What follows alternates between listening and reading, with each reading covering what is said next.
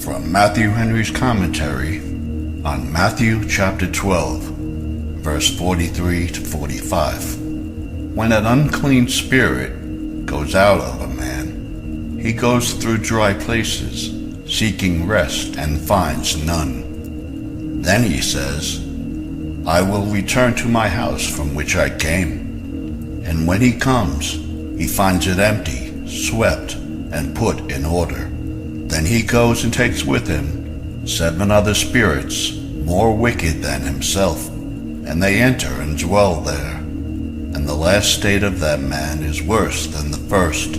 So shall it also be with this wicked generation. As a generation that were resolved to continue in the possession and under the power of Satan, notwithstanding all the methods that we use to dispossess him and rescue them. They are compared to one out of whom the devil is gone, but returns with double force. Verse 43 to 45. The devil is here called the unclean spirit, for he has lost all his purity, and delights in and promotes all manner of impurity among men. Now, 1. The parable represents his possessing men's bodies, Christ having lately cast out a devil, and they having said he had a devil, gave occasion to show how much they were under the power of Satan. This is a further proof that Christ did not cast out devils by compact with the devil, for then he would have soon returned again. But Christ's ejectment of him was final, and such as barred a re-entry. We find him charging the evil spirit to go out and enter no more. Mark 9:25. Probably the devil was wont sometimes thus to sport with those he had possession of. He would go out and then return again with more fury. Hence, the lucid intervals of those in that condition were commonly followed with the more violent fits. When the devil is gone out, he is uneasy, for he sleeps not, except he have done mischief.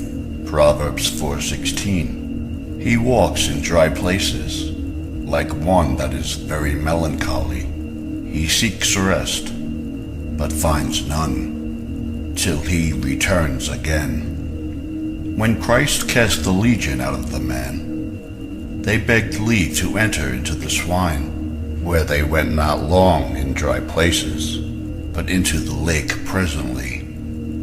2. The application of the parable makes it to represent the case of the body of the Jewish church and nation. So shall it be with this wicked generation that now resist and will finally reject the gospel of Christ. The devil, who by the labors of Christ and his disciples had been cast out of many of the Jews, sought for rest among the heathen, from whose persons and temples the Christians would everywhere expel him, or finding nowhere else in the heathen world such pleasant, desirable habitations to his satisfaction as here in the heart of the Jews. He shall therefore enter again into them, for Christ had not found admission among them, and they, by their prodigious wickedness and obstinate unbelief, were still more ready than ever to receive him. And then he shall take a durable possession here, and the state of this people is likely to be more desperately damnable than it was before Christ came among them, or would have been if Satan had never been cast out. The body of that nation is here represented. First, as an apostate people. After the captivity in Babylon, they began to reform, left their idols, and appeared with some face of religion, but they soon corrupted themselves again. Though they never relapsed into idolatry, they fell into all manner of impiety and profaneness, grew worse and worse, and added to all the rest of their wickedness a willful contempt of and opposition to Christ and his gospel. Secondly, as a people marked for ruin, A new commission was passing the seals against that hypocritical nation, the people of God's wrath, Isaiah 10:6, and their destruction by the Romans was likely to be greater than any other, as their sins had been more flagrant than it was that wrath came upon them to the uttermost.